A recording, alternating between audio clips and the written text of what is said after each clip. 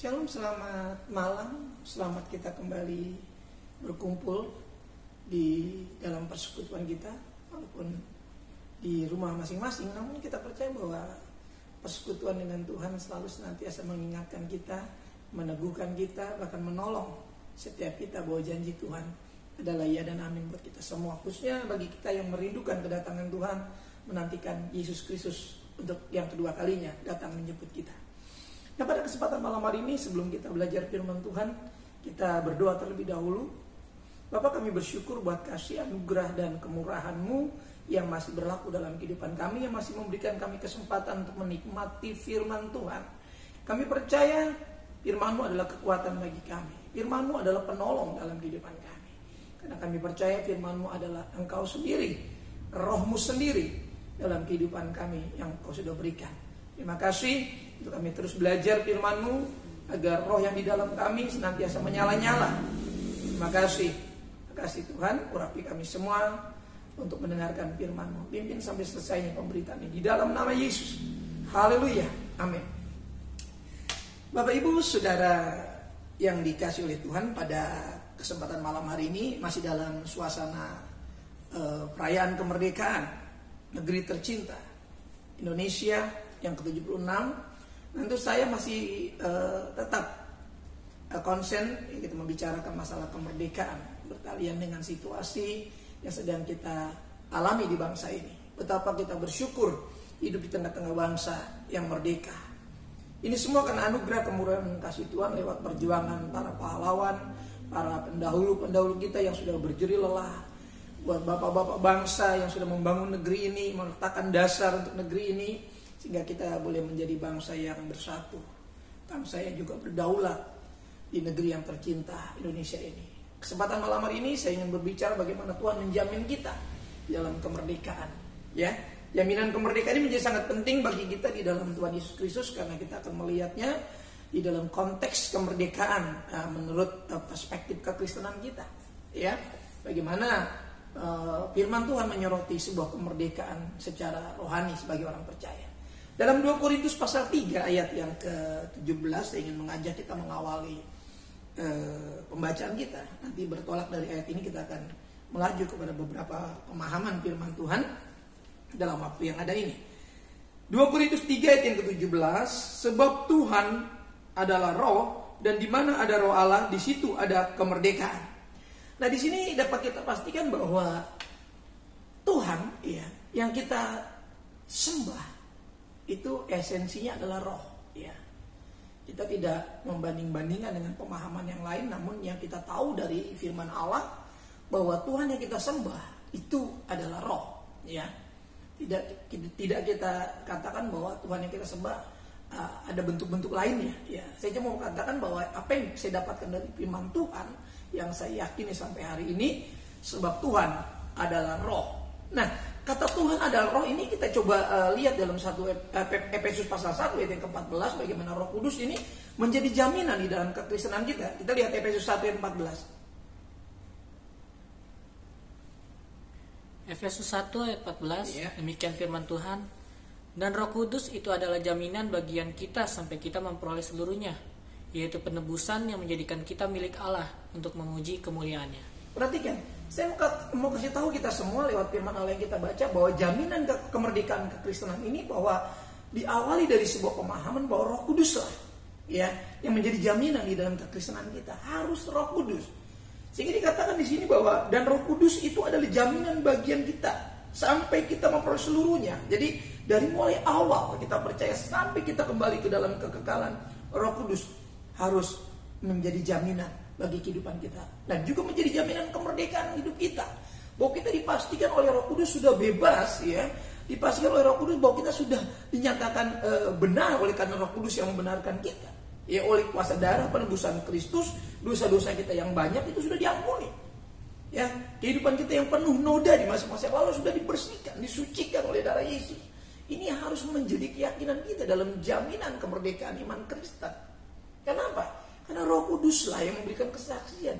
Bahkan kita bisa memanggil Tuhan pun sebagai Bapa kita karena Roh Kudus. Ya, selalu saya katakan nggak bisa sembarangan orang panggil Tuhan itu Bapa. Hanya orang-orang Kristen yang percaya bahwa Allah itu adalah Bapaknya. Ya, yang sekarang kita kenal di dalam nama Tuhan Yesus Kristus. Itu yang sering orang-orang percaya berdoa, Bapa yang kami panggil ya, di dalam nama Tuhan Yesus Kristus. Ya, begitu saudara-saudara, saya sering juga berdoa seperti itu. Nah, kita kenal itu karena Roh Kudus. Jadi seluruhnya ini Roh Kudus yang menjamin ketika kita menjadi percaya. Bahkan Roh itu juga yang diletakkan, dikatakan untuk kita memanggil Dia Bapa, Abba, iya Bapa. Jadi ini yang saya katakan dalam waktu-waktu yang lalu yang saya sebut dengan kekayaan kasih karunia di dalam Kristus. Termasuk ini yang menjadi keyakinan kita bahwa Roh Kudus menjadi jaminan. Kita punya hak ya, karena dijamin oleh Roh Kudus. Untuk semua janji dan kekayaan kasih karunia dalam Kristus dari awal kita percaya sampai kita menutup mata dan kembali ke dalam kekekalan. Ya. Jadi sungguh sangat luar biasa kalau Tuhan yang menjamin ya di dalam kehidupan kita oleh Roh Kudusnya. Saya percaya jaminan Tuhan 100% nyata. Ya, pasti ya, tidak mudah-mudahan. Tapi pasti Tuhan yang menjamin kemerdekaan. Sehingga kita bisa melayani Tuhan, kita bisa beribadah tanpa tuduhan.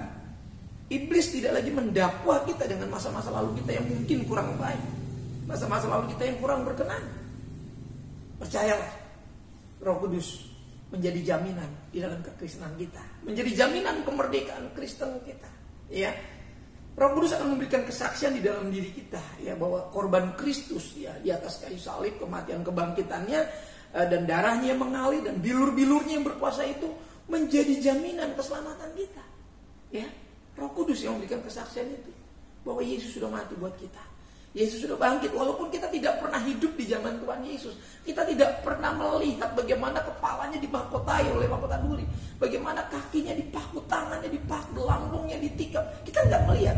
Namun Roh Kudus memberikan kesaksian ya bahwa kita ditebus oleh korban Kristus. Nah, yang kedua, jaminan kemerdekaan di dalam rohani orang percaya, dalam hidup kekristenan beriman orang percaya, ini Roh Kudus yang mengerjakan terus, yaitu Roh Yesus Kristus. Roh Kudus adalah Roh Yesus Kristus yang mendiami diri orang percaya, yang kita sebut dengan Yesus Kristus sendiri tinggal di dalam kita. Ya, itu kata di mana? Yang pertama, sebab Tuhan adalah Roh. Dan sekarang kata yang kedua, di mana ada Roh Allah? Ya, ini akan memastikan, ini menjamin keadaan, kondisi, posisi keimanan kita yang dipastikan oleh firman Allah lewat Roh Kudusnya. Kita lihat Roma 8 ayat ke-9 ya. Ini jaminan kemerdekaan rohani Kristen ya. Karena Roh Kudus yang menjamin, Roh Yesus Kristus yang ada di dalam kita itu yang menjamin. Ya. Roma 8 ayat yang ke-9. Silakan. Roma 8 ayat yang ke-9 demikian firman Tuhan. Tetapi kamu tidak hidup dalam daging melainkan dalam roh. Jika memang Roh Allah diam di dalam kamu. Tetapi jika orang tidak memiliki Roh Kristus, ia bukan milik Kristus. Iya, perhatikan. Tetapi kamu tidak hidup dalam daging. Ini juga jaminan kepastian dalam kemerdekaan Kristen. Dipastikan orang yang dijamin kemerdekaannya oleh Roh Kudus dalam nama Yesus, dipastikan tidak hidup di dalam daging walaupun masih menggunakan daging. Ya, kita tidak bisa bilang, pas saya mau hidup dalam roh lalu kita nggak pakai daging, nggak pakai tubuh ini, nggak bisa. Ya, tapi kamu tidak hidup dalam daging, melainkan dalam roh. Spirit hidup, kegairahan hidup, ya. Ini dipastikan oleh karena Roh Kudus, bukan karena kekuatan daging, ya. Melainkan dalam roh, ya. Jadi dalam roh, ini jaminan. Supaya dipastikan bahwa kita memang tidak lagi hidup di dalam daging sebagai orang-orang Kristen yang dijamin kemerdekaannya. Ya, jika memang, perhatikan, jika memang Roh Allah diam di dalam kamu, ya. Dipastikan bahwa Roh Allah sudah diberikan di dalam kita menjadi jaminan kemerdekaan kita. Sehingga kehidupan kita tidak lagi digairahkan, dimotivasikan, didorong, dihasrati oleh hal-hal daging. Tapi kalau kita bisa ini, bisa itu, lakukan ini, lakukan itu karena Roh Kudus. Ya, bahkan setiap kita, hamba Tuhan, pelayan Tuhan tidak berkata-kata dari diri kita sendiri, tapi Roh Kudus. Ya, saya menyampaikan firman Allah ini firman nubuatan ya, firman setiap perkataan yang menyangkut hidup yang akan datang selama ini sebuah nubuatan. Dan tidak ada ini lahir dari dorongan hasrat manusia. Secara akali manusia, saya nggak mampu. Ya, secara kekuatan saya siapa gitu loh. Saya siapa? Tapi ketika saya menyadari bahwa saya mengatakannya di dalam nama Yesus dan saya sudah mengalami itu di dalam nama dan Roh Allah itu mendiami diri saya dimampukan. Saya diberanikan untuk percaya. Karena orang-orang berdosa tidak mungkin menghampiri Allah. Mereka akan terdakwa, tertuduh, terintimidasi, oleh setiap perbuatan-perbuatan yang tidak diakui. Tapi kita percaya bahwa ketika kita datang mengakui dosa-dosa kita, kita percaya bahwa Tuhan mengampuni, kita merdeka, kita dibebaskan. Dan iblis pendakwa kita, kata firman Allah, sudah dilemparkan. Jadi pastikan kita memiliki jaminan oleh Roh Kudus sebagai pribadi yang merdeka dan tidak hidup lagi di dalam daging. Tetapi jika orang tidak memiliki Roh Kristus, ia bukan milik Kristus. Perhatikan, jaminan kemerdekaan kita juga menjamin hidup kita sebagai milik Kristus. Bahwa kita sudah dipastikan tidak hidup di dalam kegairahan daging, hawa nafsu daging, hasrat daging, dorongan-dorongan daging. Walaupun kita masih menggunakan tubuh jasmania secara daging, tapi spirit hidup. Perhatikan, mindset berpikir kita sudah secara rohani. Sehingga ketika tidak ada yang tidak benar dalam pikiran kita, kita sadar bahwa Roh Kudus akan mengingatkan kita untuk meluruskan jalan kehidupan kita. Kita lihat Galatia 4 ayat yang ke-6. Kalau tadi sih katakan kita dipastikan di sana oleh Roh Kudus menjadi milik Kristus dan tidak hidup daging. Ini terjadi waktu kita mulai, sejak kita mulai menjadi percaya. Perhatikan, dan memberi diri bertobat, dibaptis. Kita hidup menuruti Allah. Ya, Galatia 4 ayat 6. Sekarang kita lihat Galatia 4 ayatnya ke-6. Dan karena kamu adalah anak, maka Allah telah menyuruh roh anaknya ke dalam hati kita yang berseru, ya Aba, ya Bapa. Perhatikan, waktu kita menyerahkan diri bertobat dan menjadi percaya, berarti ya, baru Allah menyuruh roh anak itu diam. Saya katakan sejak kita menjadi percaya, terima Yesus, bertobat, tadi saya katakan roh anaknya itu ditaruh. Jadi Tuhan tuh gak sembarangan taruh roh anaknya. Makanya saya katakan saudara gak bisa paksa orang untuk panggil Yesus itu Bapa, panggil Tuhan itu Bapa. Hanya orang-orang yang telah memberi diri dan menjadi percaya, bertobat, terima Yesus, baru ditaruh roh itu, roh anaknya, roh Yesus, supaya kita panggil Tuhan itu Bapa. Jadi saudara nggak boleh marah ketika ada orang lain yang panggil Tuhan, apalagi ada orang juga kemudian yang sering kali saya dengar nih, ya walaupun tidak terlalu sering, saya pernah beberapa kali dengar orang yang mengolok-olok ya, orang Kristen yang memanggil Tuhan itu Bapa. Nggak perlu marah, karena mereka nggak paham dan mereka nggak punya roh yang ditaruh oleh Bapa dalam hatinya. Tapi saudara yang menjadi Kristen harus percaya dan yakin jaminan ini. Jangan sampai kita nggak berani panggil dia Bapa. Ya roh anaknya itu akan membantu kita memanggil Tuhan itu Aba, ya Bapa. Bapak Ibu saudara yang dirahmati oleh Tuhan, ini Tuhan yang di sorga ya, rohnya ditaruh di dalam hati kita. Bayangin, Tuhannya di sorga, rohnya taruh di dalam hati kita. Jadi kata di mana ada roh Allah, saudaraku, dan kita harus pastikan roh Allah itu bertempat di dalam hati kita, supaya kita bisa memanggil Tuhan itu Bapa. Ditempatkan di dalam hati kita yang paling sentral, yang paling pusat, ya. Kata di mana ada roh Allah, di situ ada kemerdekaan. Kita harus pastikan dulu letak roh Allah itu harus dalam pusat hati kita. Dia akan memerintah, yaitu roh damai sejahtera. Alkitab mengatakan, biarlah damai sejahtera Kristus memerintah dalam hatimu. Karena untuk itulah kau dipanggil. Perhatikan, kalau roh Allah ditempatkan, jadi di mana roh Allah berada?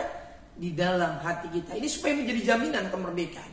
Kalau roh Allah yang sudah ada di dalam hati kita menempati hati kita, saya berani jamin kemerdekaan kekristenan itu terjadi. Mengapa banyak orang yang menyebut dirinya percaya masih terikat oleh rupa-rupa hal yang ada di dunia ini, padahal sudah dipastikan orang yang di dalam dirinya ada roh Allah dikatakan dia hidup merdeka, tanpa tekanan, tanpa ikatan, tanpa intimidasi. Ya, walaupun ada hal yang coba mengintimidasi, dia dipastikan tidak akan terintimidasi. Karena roh Allah, roh damai sejahtera itu memerintah dalam hati, pegang otoritas dalam dirinya. Dan dia yang pegang komando dalam diri kita. Dia akan bertindak untuk melindungi kita, dimulai dari hati kita. Ya, jadi dipastikan roh itu ditaruh di dalam hati kita. Dan ini dimulai harus dari hati. Ya, kemudian baru tindakan-tindakan nyata itu terjadi sebagai jaminan orang yang merdeka. Orang yang hatinya sudah merdeka, dipastikan tindakan-tindakannya adalah orang-orang yang merdeka. Kenapa kita tidak bisa melakukan firman Allah dengan leluasa? Karena hati kita belum merdeka. Saya pastikan kalau saudara dan saya gagal melakukan firman Allah karena ada ikatan, berarti kita belum merdeka di dalam hati kita. Dan roh Allah belum diberi tempat sepenuhnya, 100% dalam hati kita sebagai pusat pemerintahan Allah. Tempat Allah duduk memerintah. Jadi kita harus menyiapkan kursi pemerintahan di dalam hati kita supaya Allah duduk memerintah. Walaupun dia ada di sorga, tapi otoritas daripada hadirat Shekinah glory kemuliaan Tuhan akan memerintah di dalam damai sejahtera dalam hati kita. Bayangkan kalau hati kita sudah diperintah dengan damai sejahtera, ya, Walaupun kondisi keadaan kita mungkin tidak kaya raya, saya kasih tahu, saudara akan lebih berbahagia dari ribuan orang kaya yang ada di dunia ini. Karena damai sejahtera itu tidak bisa dicari di mana-mana selain Bapa yang memberikannya di dalam nama Yesus di dalam hati saudara dan saya. Baik, yang kemudian jaminan-jaminan akan kita peroleh secara nyata di dalam bukti-bukti bahwa hidup kita sudah merdeka dan dijamin kemerdekaannya, ini harus kita tunjukkan di dalam rohani kita sebagai orang percaya. Ya, kita lihat dalam Roma 8 ayat 15, kita akan dipastikan betul-betul bebas. Ya, merdeka berarti bebas. Ya, tanpa ikatan, tanpa beban. Ya, kita lihat.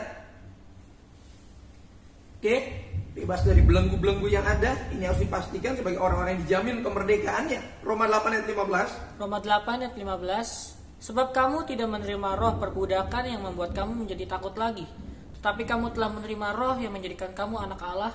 Oleh roh itu kita berseru, ya Aba, ya Bapa. Ya, tadi saya katakan kita bisa memanggil dia Tuhan itu Aba, ya Bapa. Sekarang kita mau konsen di sini bahwa kita ini tidak menerima roh perbudakan. Jadi jangan mau lagi kita diperbudak oleh apa yang ada.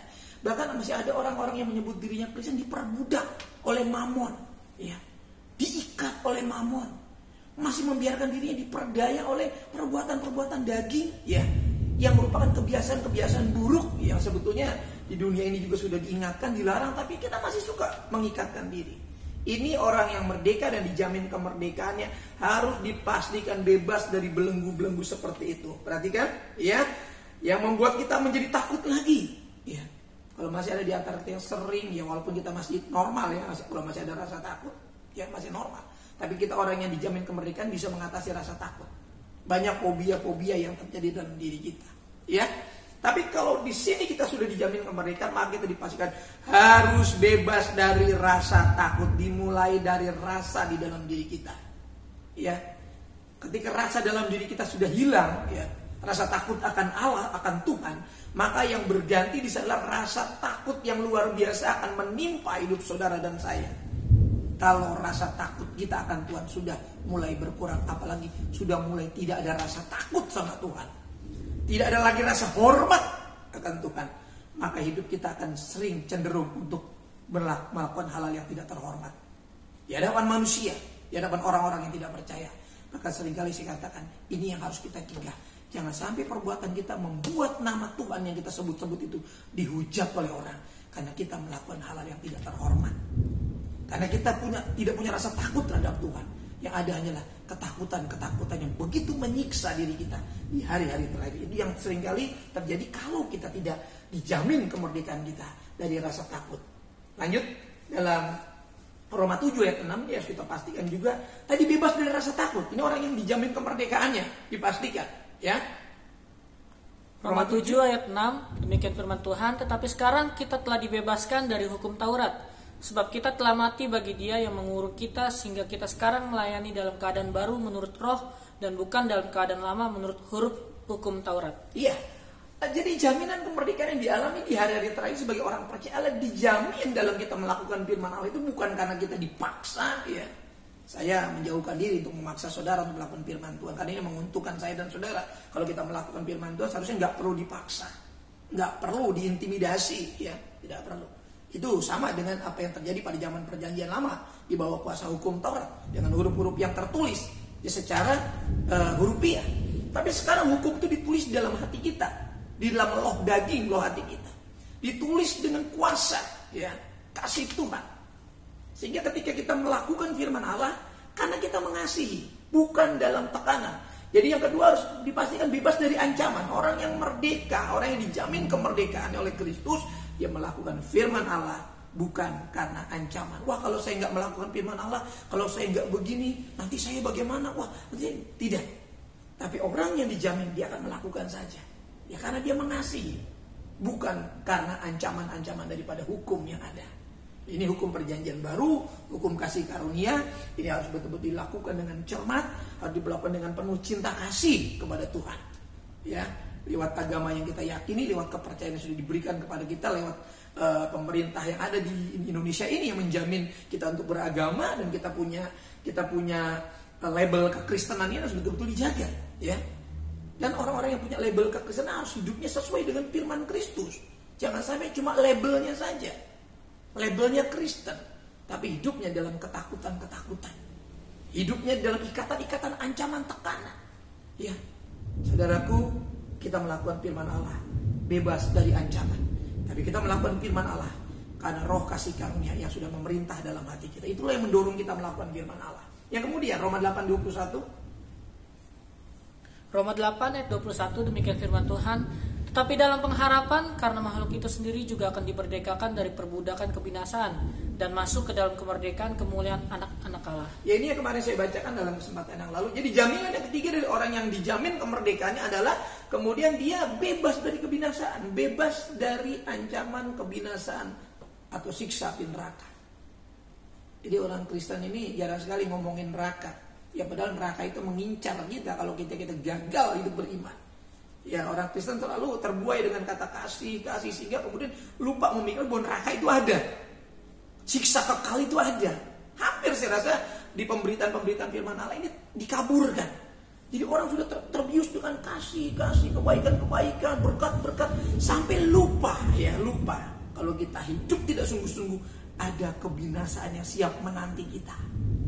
Jadi ini saya harus ingatkan kepada kita semua bahwa kasih Allah harus membuat kita hati-hati, kita cermat, berhikmat, hidup yang ada ini yang dianugerahkan harus kita kelola, kita bawa ke arah yang benar. Ya, karena kita diberikan otoritas untuk memanage, untuk mengatur, mengelola kehidupan yang ditebus di atas kayu salib. Bukan kita santai-santai terserah Tuhan mau apa dengan hidup ini, bukan. Jangan apa-apa terserah Tuhan, jangan. Kita dikasih tanggung jawab terhadap keselamatan. Keselamatan memang bukan kerja kita, itu kerja pengorbanan Kristus. Ya, kita tidak bisa menambah dan mengurangi karya Kristus. Tapi kekristenan menyangkut keselamatan sebuah tanggung jawab hidup. Mau dibawa kemana setelah menjadi percaya? Mau dibawa kemana setelah bertobat? Mau dibawa kemana? Ya, atau begini-begini saja tanpa lakukan apa? Tidak. Kita harus bergairah, bersemangat melakukan seluruh perintah Tuhan. Ya, Bapak Ibu, saudara yang dikasihi Tuhan, kesadaran akan kebinasaan yang mengincar, kesadaran akan hidup kekal yang sudah disiapkan, ini penting harus kita perhatikan. Kita akan semakin takut akan Tuhan, ya, akan sangat mengasihi Tuhan, dan akan sangat menjaga kehidupan yang sudah ditebus Tuhan ini dengan hidup bersungguh-sungguh. Saya tidak bosan-bosan ngomong ini. Mungkin ada banyak yang berpikir kok seperti ini. Ya, saya ngomong seperti karena saya tidak ingin kita ini binasa. Saya tidak ingin kita hanya buang-buang waktu di bumi ini, ya, menghabiskan waktu secara sia-sia. Jangan. Gunakan waktu yang ada dengan belajar kehendak Tuhan. Belajar apa yang Tuhan mau, bukan apa yang mau kita. Karena apa yang mau kita seringkali mencelakakan kita. Apa yang kita mau seringkali menjerat, menjebak kita, yang akhirnya hanya menghasilkan sebuah penderitaan. Tapi kalau kita menuruti kehendak Allah, ya, ingat, seluruh kehendak kita akan dikontrol oleh Tuhan. Ya, maju mundur hidup kita diberikan otoritas. Mau dibikin mundur juga bisa, mau dibikin maju juga bisa. Karena kita dikasih kuasa untuk mengelola kehidupan ini. Tapi yang Tuhan mau sesungguhnya kita tidak boleh mundur, ya. Maka ketika kita sudah mulai lemah, kita harus bangkit, ya. Baik, di ayat yang terakhir, ya. Jadi pastikan bahwa kita yang dijamin kemerdekaan oleh Tuhan lewat karya penebusan Kristus oleh Roh Kudus yang memerintah, bebas dari belenggu, ya, bebas dari rupa-rupa ancaman dalam melakukan hukum Tuhan, bebas dari kebinasaan. Dan yang terakhir kita lihat Galatia 5:18 sebagai ayat yang terakhir dari renungan kita itu. Galatia 5:18. Galatia 5 ayat 18. Akan tetapi jikalau kamu memberi dirimu dipimpin oleh Roh, maka kamu tidak hidup di bawah hukum Taurat. Perhatikan, saya pertegas di bagian terakhir. Nah, kalau kita sudah dipanggil, sudah menjadi percaya selamat, ya, dalam konteks keselamatan yang dikerjakan Kristus lewat penebusan, kita diminta, didorong, kita secara sadar melakukan hukum supaya kita terhindar dari rupa-rupa kejatuhan, rupa-rupa petaka yang ada di bumi ini. Kita harus hidup konsentrasi melakukan hukum Tuhan secara berbeda. Bukan seperti zaman-zaman yang lampau, di bawah tekanan-tekanan, di bawah tuntutan-tuntutan yang begitu memberatkan. Tapi di bawah pimpinan kasih dan kemurahan Tuhan. Karena pimpinan dan kasih Tuhan ini akan membuat kita semakin yakin bahwa alam kemerdekaan Kristen kita itu sangat luar biasa kalau kita bisa menikmatinya. Jadi bukan cuma kemerdekaan di negeri tercinta yang kita nikmati sekarang ini, tapi sudahkah kita bisa mengakses ke dalam alam kemerdekaan? Dan ini harus dinikmati. Jangan sampai kita menjadi orang Kristen sekian puluh tahun tidak sama sekali menikmati jaminan kemerdekaan di alam kemerdekaan kekristenan kita. Saya rindu kita bisa menikmati bukan cuma surga nanti yang kita nikmati yang kekal selama-lamanya, Tapi selama kita hidup di dunia ini sebagai orang Kristen yang percaya sungguh-sungguh pada Yesus, bisa mengakses alam kemerdekaan secara nyata. Karena itu janji Tuhan bagi kita yang percaya. Selama kita masih ada di dunia ini, walaupun kita menderita bersama dengan Kristus, kita juga akan mengalami kebahagiaan bersama dengan Kristus di tengah penderitaan kita. Tuhan mengasihi kita dan tetap alami jaminan kemerdekaan di dalam Kristus. Kita tunduk kepala. Bapa, dalam nama Yesus Kristus, hamba-Mu sudah menyampaikan apa yang Kau taruh dalam hati hamba-Mu untuk memberikan dorongan kekuatan. Kalau mungkin ada yang mulai lemah, ini berupa peringatan, teguran. Jadikan kami pribadi-pribadi yang menurut, tidak melawan kepada otoritas Tuhan, sehingga kami akan semakin indah di hadapan Tuhan. Hidup kami akan semakin berbahagia dalam Tuhan, walaupun kami menghadapi rupa-rupa persoalan. Namun arah kami, pandangan kami tetap tertuju kepada janji yang kekal. Walaupun sementara harus menderita, mengalami banyak pergumulan, namun tidak selamanya orang yang benar hidup di dalam penderitaan. Orang benar tidak akan ditinggalkan oleh Tuhan. Tuhan akan segera membangkitkan, memulihkan, menyembuhkan, dan memberkati. Terima kasih, terpujilah Tuhan kekal selama-lamanya. Dalam Kristus hamba ini berdoa dan mengucapkan syukur. Haleluya. Amin. Bapak Ibu, sampai kepada malam hari ini, saya dan keluarga masih dalam perlindungan Tuhan. Terima kasih untuk kerjasamanya, untuk doa dan dukungnya, untuk support dan perhatiannya, sehingga kami sekeluarga tetap bergairah untuk melayani walaupun di tengah keadaan seperti ini. Dan jauhlah daripada kami untuk lemah dan undur, ya, apalagi kemudian tidak bersemangat, dijauhkan. Dan doa-doa saudara sangat penting bagi stabilitas kerohanian saya, bagi daya tahan kerohanian saya untuk melayani terus dan untuk bisa menangkap maksud Tuhan, supaya saudara yang tetap setia join dengan firman Allah semakin bertumbuh bersama-sama dengan kami di Pastori, ya, saudara yang di rumah masing-masing juga sama-sama mengalami apa yang Tuhan mau nyatakan dalam kehidupan saya dan kita semua.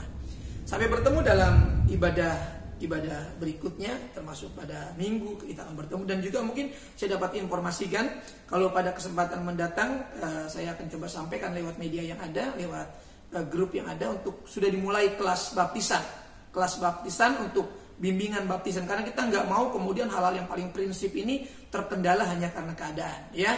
Nanti bagaimana caranya dari tim akan atur bagaimana supaya teknik daripada kelas pembelajarannya ini boleh berjalan, entahkah seperti apa, dan juga teknis pembaptisannya seperti apa, harus menemui kesepakatan. Kalau mungkin ada saudara yang ragu nanti bagaimana cara pembaptisannya, saya rasa di tempat-tempat lain juga sudah bisa dicarikan solusinya. Di tempat ini semoga bisa ada solusinya. Jadi kita cari yang paling tepat, aman, dan alkitabiah tetap, yaitu pembaptisan. Karena ini penting bagi keselamatan anak-anak Tuhan, yang sampai nanti gara-gara hal ini sampai ada yang tidak dibaptis. Tentu tidak akan terjadi hal seperti itu. Saya akan cepat merespon ini, karena sudah waktunya pada tahun ini kita akan mengadakan upacara pembaptisan bagi anak-anak Tuhan yang sudah siap mengambil bagian dan mau menyerahkan diri. Saya tidak akan memaksakan, tapi saya akan mengingatkan. Yang sudah mau ambil keputusan silakan, saya akan merespon. Saya akan membuat kelas pembelajaran kembali untuk prabaptisan. Sampai bertemu dalam ibadah berikutnya. Tetap jaga kesehatan, tetap terapkan protokol kesehatan. Terima kasih. Kita akan tunduk kepala dan berdoa. Bapa, dalam nama Yesus Kristus, terima kasih untuk bersamaan dengan umat-Mu melalui firman Allah, melalui ibadah di rumah masing-masing. Kami percaya umat-Mu, walaupun hamba-Mu tidak melihat, mata Tuhan menjelajah rumah tangga mereka masing-masing. Dan kami percaya Engkau tetap menjumpai umat-Mu setia, walaupun kami tidak berjumpa di dalam gereja.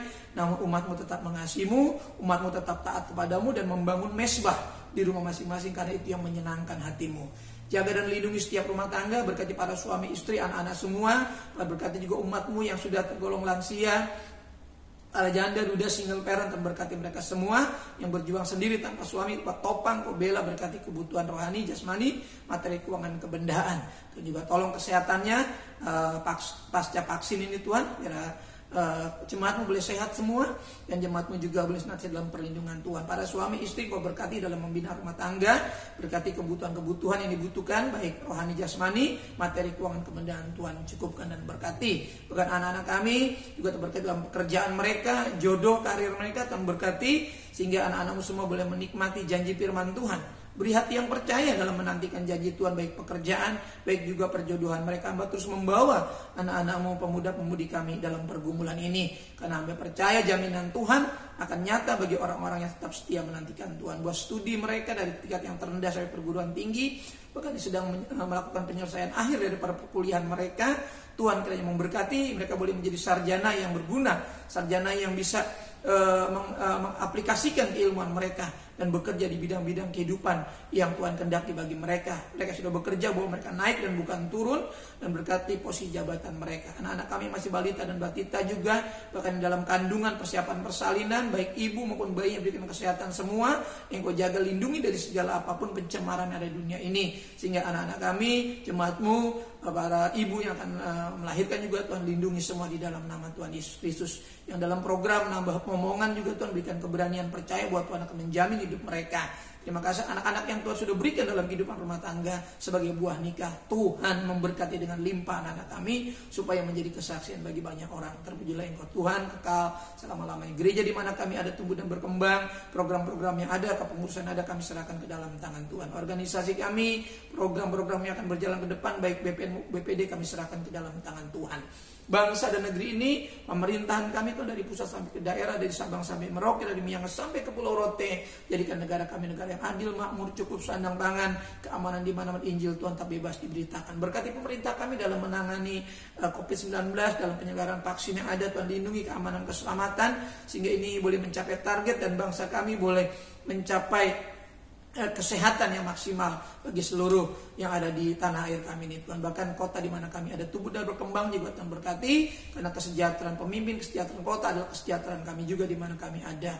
Tuhan kiranya Kau menyempurnakan ibadah ini dan persembahan-persembahan yang senantiasa kami kumpulkan. Memang tidak seberapa dibanding apa yang sudah kami terima, namun inilah kesadaran kami untuk membalas kebaikan Tuhan. Biar persembahan-persembahan yang dikumpulkan tiap-tiap keluarga untuk menopang operasional pekerjaan Tuhan ini boleh berguna dan mendatangkan kemuliaan, dan boleh menimbulkan damai sejahtera sukacita ketika kami menabur bagi pekerjaan Tuhan, karena kami tahu besar upaya menantinya jika kami melakukan dengan sungguh-sungguh bagi kemuliaan nama Tuhan. Sebentar kami akan masuk kawal malam ini, hantarkan kami melewati malam ini Tuhan, dan bawa kami besok pagi dengan kesehatan dan berkat-berkat yang sudah diperbarui. Pertemukan kami dalam waktu-waktu yang Tuhan sudah tetapkan. Sidang jemaat ibadah pertengahan minggu yang dikasih oleh Tuhan, buka kedua belah telapak tanganmu, arahkan hatimu kepada berkat Tuhan.